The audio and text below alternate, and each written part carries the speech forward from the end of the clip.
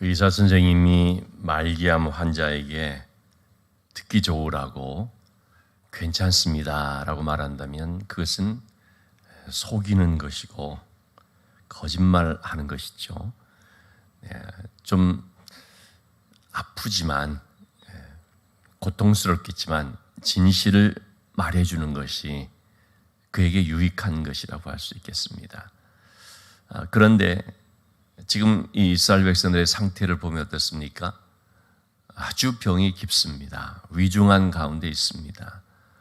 그럼에도 종교 지도자들을 비롯한 지도자들은 평안하다, 괜찮다라고 얘기를 하는 거죠. 여기에 대해서 하나님께서는 바로 그런 지도자들을 심판하심을 말씀을 하고 있습니다. 1절의 말씀 보면 그때 사람들의 유다 왕들의 뼈와 그의 지도자들의 뼈와 제사장들의 뼈와 선지자들의 뼈와 예루살렘 주민의 뼈를 그 무덤에서 끌어내어 2절 말씀에 그들이 사랑하며 섬기며 뒤따르며 구하며 경배하던 해와 달과 하늘의 뭇별 아래에서 펼쳐지게 하리니 그 뼈가 거두이거나 묻히지 못하며 지면에서 분토가 될 것이다 라고 말씀을 하고 있습니다. 그들이 따르고 있던 우상들 앞에 그들의 모든 잘못된 것들이 그냥 다 펼쳐져 버리는 것입니다. 우상을 따르는 자들은요, 이처럼 우상 앞에서 아주 비참한 상황이 되는 것을 볼 수가 있습니다. 그들이 맞게 될 최후에 대한 말씀이 되겠죠. 자, 이렇게 하나님께서 그들의 영적인 상태를 말하면서 4절의 말씀입니다. 사람이 엎드러지면 어찌 일어나지 않겠는가? 사람이 떠나갔으면 어찌 돌아오지 않겠는가? 여러분, 우리 스스로도 이렇게 가다가 넘어지면 어떻습니까? 그 넘어진 자리에서 일어나게 되어 있습니다. 뭐 당연한 것이고 본능적인 것이라고 하겠죠. 아침에 집을 나갔으면 저녁 때는 어떻게 합니까? 돌아옵니다. 출근하면 집으로 퇴근해 오는 거죠. 애들이 밖에서 나가서 놀다가 시간이 되면 이렇게 돌아오는 것입니다. 제가 일본에서 사역할 때 참 아주 놀라운 것 중에 하나가요. 그 조그마한 애들이 밖에 나가서 이제 놀이터에서 놀고 하는데 한 5시쯤인 걸로 생각이 됩니다. 종이 울렸는지 어쨌든 한 5시만 되면은요, 그 애들이 반드시 집으로 돌아오는 것입니다. 그래서 부모님한테 얘기를 하고 좀 더 나가서 놀겠다, 좀 더 있다가 오겠다 하는지 하여튼 허락을 받고 다시 나가는 거죠. 하여튼 한 5시 정도가 되면요 일제히 돌아가는 것입니다.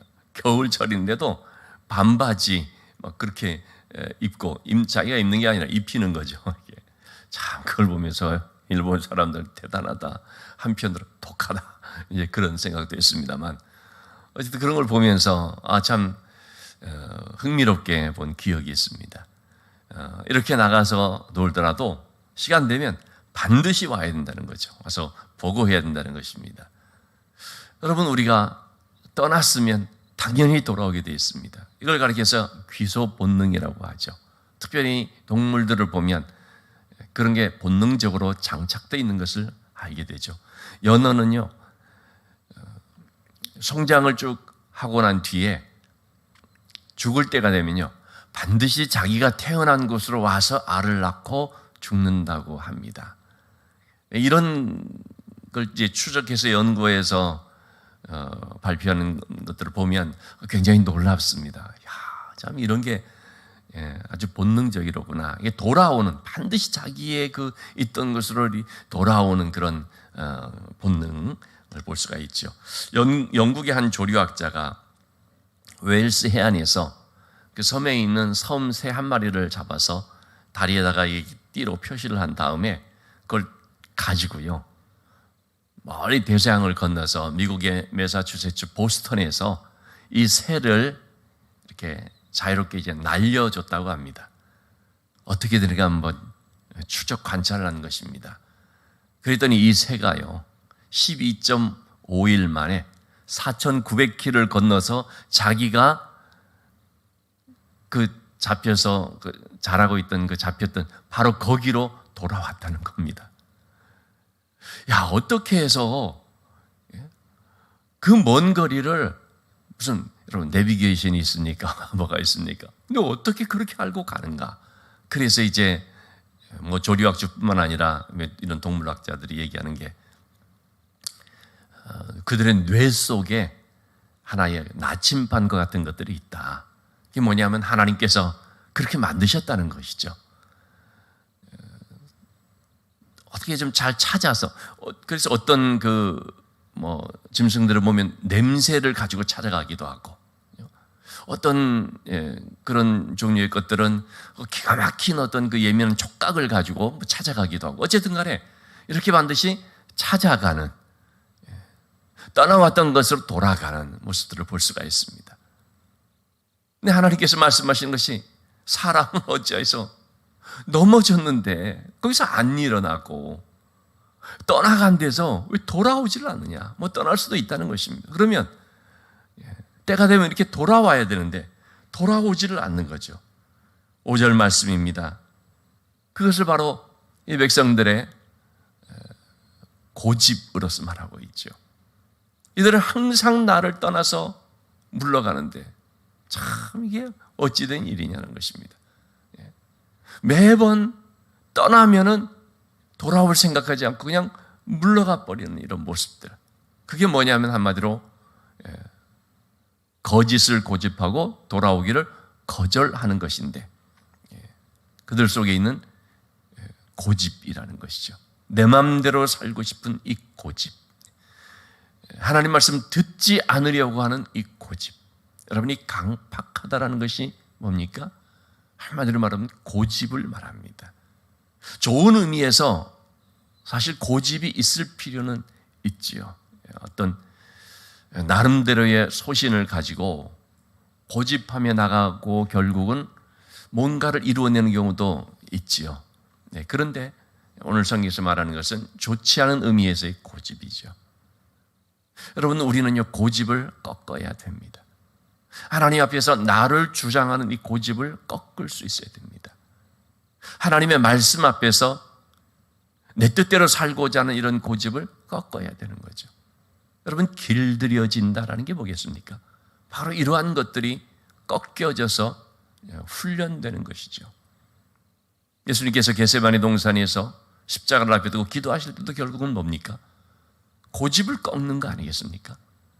내 원대로 되고 싶지만 아버지여, 이 잔을 내게서 지나가게 해 주옵소서. 너무 힘드니까. 그러나 그런 나의 원대로가 아니라 아버지의 뜻대로 되기를 원합니다. 마침내 기도하시면서 이렇게 하나님의 뜻에 순종하고 복종하게 되는데요. 여러분, 우리가 신앙 생활을 한다고 하고 또 신앙이 성장하고 성숙한다는 게 결국은 보면은 뭐냐면요, 내가 꺾여지는 것이거든요. 다시 말하면 내 고집이 꺾여지는 것이, 내 자아가 꺾여진다는 것도 사실은 나의 고집이 꺾여지는 것을 말하죠. 단순히 꺾여지는 것이 아니라 하나님의 그 뜻을 알고 그 하나님의 뜻에 순종하는 모습으로 이렇게 길들여지는 것을 말하죠. 온유하다라는 것은 전적으로 길들여지는 것을 말합니다. 훈련된다는 것은 그렇게 길들여지는 것인데, 길들여짐으로써 어떻게 됩니까? 사용되고 쓰임받게 되는 거죠. 언젠가 한번 TV에서 사우디아라비아의 국왕이 타는 말을 훈련시키는 그런 내용들이 소개된 적이 있는데, 야생마 아주 팔팔하고 자기 멋대로 하는 완전히 거친 그런 상태죠. 이런 것들을 이제 조교가 이제 훈련을 시키는데, 어느 정도로 이제 훈련이 되느냐면, 막 갈증이 난 가운데 물을 보면 이제 물을 마시게 되지 않습니까? 막 이렇게 땀 흘려서 훈련이 된 가운데 이제 물가로 가가지고 물을 먹이고 그렇게 하더라는 거죠. 그런데 그 중에서도요, 막 이렇게 막 그냥 갈증 날 정도로 막 훈련이 된 다음에 물가로 딱 가서 물을 먹이려는 순간 이 조교가 호각을 불면은 그 순간 그렇게 갈증나는 상황에서도 물을 앞에 두고 그 물을 마시기 일보 직전에 호각을 딱 부는 그 순간 딱 멈추는 그런 말들이 있다는 것입니다. 조교가 호각을 불든 말든 나는 지금 빨리 물부터 먹어야 된다고 다들 그 물을 허겁지겁 마시는데도 어떤 말들은 호각을 딱 불면 그 순간도 딱 멈추는 이 자신을 제어하는 그런 말들은 바로 왕의 준마로 택함을 받는다라고 하는 이제 그런 모습이죠. 이게 뭐냐면 성경에서 온유, 길들여지다라는 것이죠. 바로 이렇게 길들여지는 것을 다르게 표현하면 고집을 꺾는 것이라고 볼 수가 있겠습니다. 그래서 우리가 하나님 앞에 참 순종하는 삶을 살아간다는 것은 결국은 이렇게 길들여지는 것을 말하는데, 길들여지는 것과 반대가 뭐냐면 끝까지 고집을 부리는 것입니다. 그래서 하나님께서는 그들이 고집하고 돌아오기를 거절하도다라고 말하고 있습니다. 7절의 말씀에 보면요, 공중의 학은 그 정한 시기를 알고 산비들과 제비와 두루미는 그들의 올 때를 지키거늘 내 백성은 여호와의 규례를 알지 못하는도다. 여러분, 철새들이 어떻습니까? 철이 되면 떠날 줄 알고 또 철이 되면 돌아올 줄을 안다는 거죠. 인간은 철새만도 못하다는 것입니다. 지금의 계절의 모습을 보고 분별해서 떠날 때가 됐구나. 어떤 새들은 그냥 여기에 머물러 있는 게 좋게 싸우니 막 이렇게 하거든요. 근데 그 순간은 좀 괜찮을지 모르지만 금방 추위가 닥쳐와 버리거든요. 그래서 그 타이밍, 떠날 타이밍을 놓쳐버리게 되면 그만 하루 이틀 머뭇거리는 사이에 그 때를 놓쳐서 얼어 죽어버리고 마는 상황이 될 수 있으니까 때가 되면 정확하게 바로 그냥 떠나는 것입니다. 그렇게 떠났다가 또 이제 또 날씨가 따뜻해지게 될 때 다시 정확하게 돌아오는 거. 참 이런 철새들의 모습을 보면서 사람들은 저 철새 같다 그런 좀 약간 비아냥조로 얘기하는 경우들도 있지만, 근데 사실 철새를 잘 보면 그렇게 그런 어떤 비난받을 대상이 아니라 철새는 아주 정확하게 분별하고 또 잘 맞추어서 따르는 그런 새라고 볼 수가 있죠. 그래서 우리 인간은 하나님의 말씀을 잘 분별하고 말씀을 깨달음으로써 여기 있으면 안 된다, 돌아가야 된다, 그런 지각을 가질 수가 있어야 되는 거죠. 8절의 말씀에 보면은요, 그렇게 말하고 있으면 너희가 어찌 우리는 지혜가 있고 우리에게는 여호와의 율법이 있다 말하겠는가? 참으로 서기관의 거짓에 붓이 거짓되게 하였나니. 사람들은, 유대인들은 자기들이 지혜가 있다는 것입니다. 자기들은 율법을 가지고 있기 때문에 바로 말씀에 지혜가 있다 이렇게 생각을 하는 것입니다. 서기관들의 붓이 있는데, 이 서기관들이라는 것은 성경을 쓰는 사람들이지 않습니까? 성경을 쓰게 되다 보니까 성경의 말씀을 알게 됩니다. 그 말씀의 내용을 알게 되고 말씀의 뜻도 알게 됩니다. 근데 이렇게 알게 되니까 무슨 착각을 하느냐면요, 그 말씀을 가진 줄로 착각을 합니다. 그래서 말씀을 우리가 가지고 있기 때문에 우리는 당연히 지혜로운 백성들이고 지혜로운 사람이다라고 생각을 하고 자랑을 하는 것이죠. 근데 사실은 이것은 착각이라는 것입니다. 말씀을 알고 있는 것이지, 그 말씀의 내용을 파악하고 있을 뿐인 것이지 말씀을 가지고 있는 것이 아닙니다. 우리는 그런 착각을 할 때가 많이 있거든요. 특히 저 같은 이제 목회자들은 말씀을 가르치는 자리에 있어서 말씀을 이렇게 가르치게 되면, 남들보다 말씀을 좀 더 많이 알고 있거나 하게 되면, 그러면 말씀을 행하는 줄로 착각을 할 수가 있는 것입니다. 여러분, 말씀을 아는 것과 말씀을 행하는 것은 별개의 문제입니다. 누가 지혜 있는 자입니까? 말씀을 가진 자인데, 이 말씀을 가진 자라는 말씀을 아는 것이 아니라 행하는 자입니다. 유대인들의 지금 이 문제가 뭡니까? 이스라엘 백성들은 말씀을 알고 있다는 것이 자기들이 말씀을 지키는 줄로 착각을 하는 거죠. 그 말씀을 지키고 있기 때문에 우리는 말씀을 가진 자이고, 그래서 우리 말씀에 지혜가 있는 백성이라고 생각을 하고 있는 것입니다. 스스로 자화자찬을 합니다. 우리야말로 말씀을 알고 있는 지혜로운 백성이야. 그런데 하나님께서 말씀하시는 것입니다. 너희는 지금 스스로 거짓을 말하고 스스로 속이고 있다는 거죠. 말씀을 떠나 살고 있는데 어찌 지혜가 있고 어찌 율법이 있느냐, 그렇게 하나님 말씀을 하고 있습니다.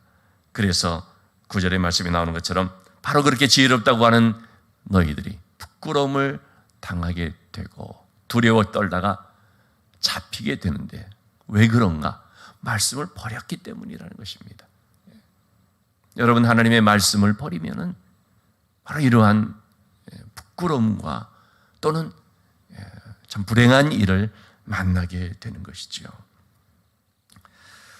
자, 이렇게 말씀이 없는데 말씀이 있다고 생각을 하는 어리석은 자들에 대한 그런 것들을 하나님께서 이제 말씀하는 것인데요. 자, 하나님의 이 말씀을 버리게 됨으로써 나타나게 되는 그런 모습에 대해 몇 가지로 하나님 말씀하고 있습니다. 하나님의 말씀을 떠나게 되면 그러면 어떻게 되느냐?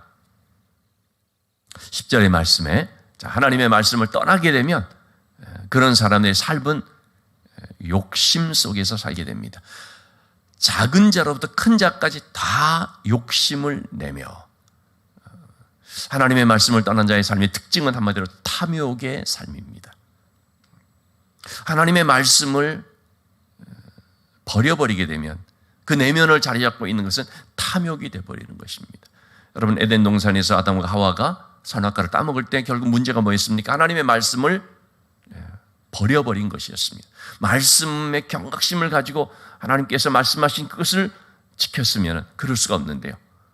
말씀을 버리니까 그러니까 그들 속에 탐욕이 생기는 것입니다. 먹음직하고 보암직하고 탐스럽게 할 만큼 이렇게 탐욕이 자리를 잡게 됩니다. 말씀을 버리게 되면 두 번째는 10절의 말씀에 거짓을 행합니다. 선지자로부터 제사장까지 다 거짓을 행합니다. 그럼 말씀을 떠나게 되어버리면 삶이 거짓되어 버립니다. 다시 말하면 남을 속이게 된다는 것입니다. 속임수를 쓰게 된다는 거죠. 말씀을 떠난 자들의 삶의 특징은 자기를 꾸미게 됩니다. 꾸민다는 것이 뭡니까? 속이는 것입니다.